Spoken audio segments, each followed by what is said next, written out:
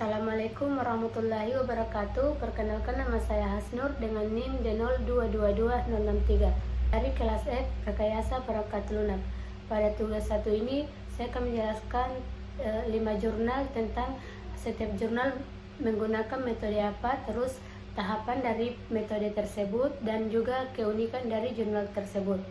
Untuk mempersingkat waktu, langsung saja masuk di jurnal pertama, yaitu Keamanan Cyber sebagai Fondasi Pengembangan Aplikasi Keuangan Mobile, Studi Literatur Mengenai Cybercrime dan Mitigasinya, oleh Sofia Aziza, Zapanur Zuhrotil Ula, Dewi Mutiara, dan Michelle Prajana Prameswari.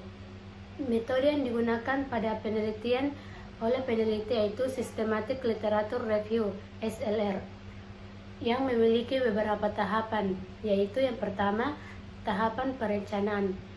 Pada tahapan ini, peneliti menetapkan tujuan, pertanyaan penelitian, dan kriteria inklusi atau eksklusi untuk literatur yang akan ditinjau. Kemudian tahapan kedua yaitu pelaksanaan. Di sini peneliti mencari dan mengumpulkan literatur yang relevan dari berbagai sumber, termasuk jurnal terindeks. Kemudian tahapan ketiga atau tahapan terakhir yaitu pelaporan. Peneliti menganalisis dan mensistematis data dari literatur yang dikumpulkan, kemudian menyusun kesimpulan berdasarkan temuan tersebut. Keunikan dari jurnal ini yaitu fokus pada keamanan cyber. Di sini peneliti menekankan pada mitigasi cybercrime dalam konteks aplikasi keuangan, yang dimana berbeda dari fokus atau pembelajaran di jurnal lain. Kemudian keunikan kedua yaitu kriteria inklusi atau eksklusi. Di sini dijelaskan lebih terarah pada spesifikasi keamanan dalam konteks aplikasi mobile. Selanjutnya untuk jurnal kedua yaitu literasi numerasi di sekolah dasar berdasarkan indikator PISA 2023 Systematic Literature Review oleh Erlangga Kusumayuda dan Ila Rosmilawati. Pada metode pengembangan digunakan yaitu Systematic Literature Review (SLR) yang memiliki beberapa tahap, yaitu ya tahap pertama, kriteria artikel. Di sini peneliti menentukan kriteria artikel yang akan digunakan dalam penelitian berdasarkan tahun terbit, bahasa, dan jenis penelitian. Kemudian tahapan kedua yaitu sumber database. Peneliti mencari artikel dari jumlah jurnal terakreditasi Sinta 1 dan 2 yang dimana menggunakan kata kunci yang relevan. Kemudian tahapan ketiga yaitu pemilihan artikel. Pada tahapan ini, peneliti memilih artikel yang sesuai dengan kriteria yang telah ditentukan untuk memastikan relevansi yang ada. Selanjutnya, tahapan keempat yaitu mengumpulkan artikel. Peneliti mengklasifikasikan artikel yang telah dipilih berdasarkan kategori yang telah ditetapkan.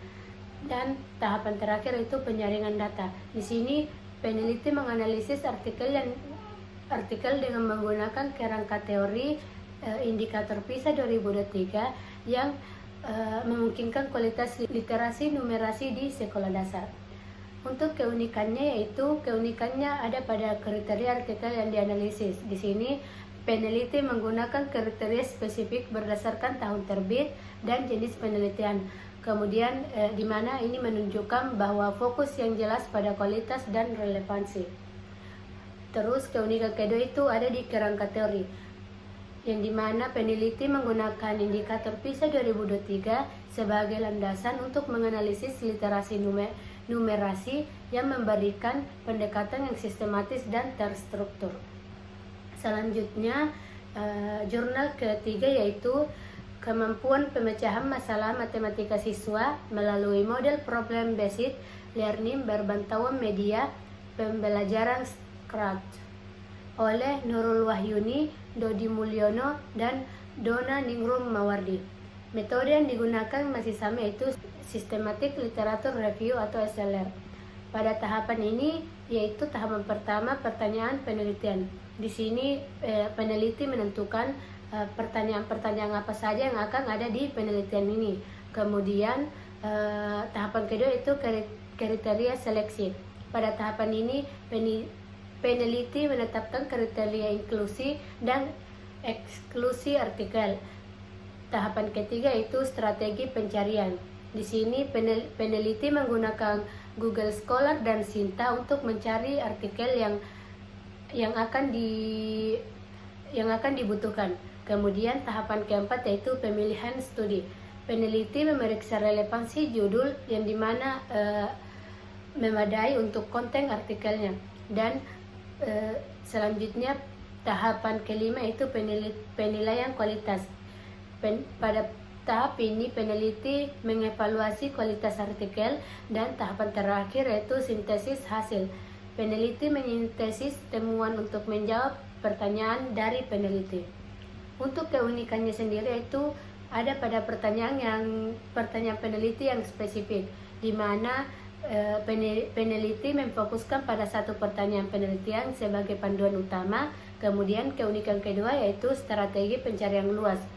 Peneliti menggunakan Google Scholar dan Sinta yang dimana memperluas cakupan pencarian literatur yang membandingkan dengan jurnal lain yang mungkin lebih terbatas. Selanjutnya jurnal keempat yaitu perancangan dan implementasi sistem informasi absensi berbasis web yang menggunakan metode Agile Software Development. Metode yang digunakan itu metode Agile Software Development yang memiliki beberapa tahap, yaitu tahap pertama perencanaan. Pada tahap ini peneliti menentukan kebutuhan pengguna dan merencanakan fitur yang akan dikembangkan. Kemudian tahapan kedua itu pengembangan. Pada tahapan ini peneliti mengembangkan perangkat lunak dalam iterasi kecil secara bertahap. Kemudian uji coba. Peneliti melakukan pengujian untuk memastikan fungsionalitasnya sesuai kebutuhan yang telah ditetapkan. Kemudian tahapan keempat implementasi.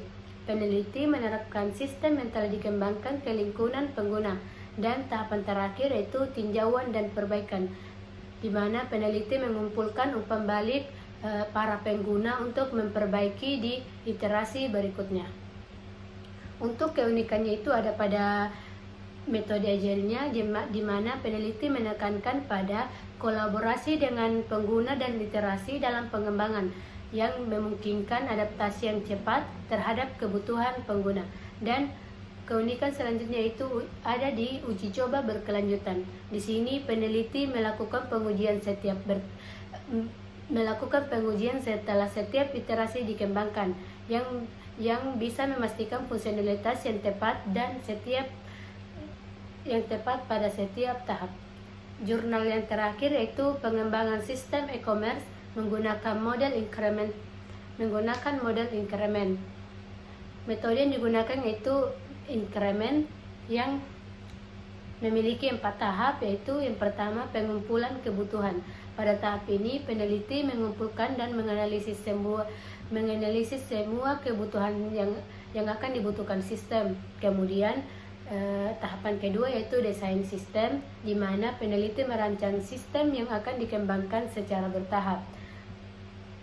Dan pengembangan bertahap. Di sini peneliti mengembangkan modul secara terpisah dan mengintegrasikannya. Dan tahapan terakhir yaitu pengujian dan integrasi. Di sini peneliti menguji setiap modul sebelum mengintegrasikan.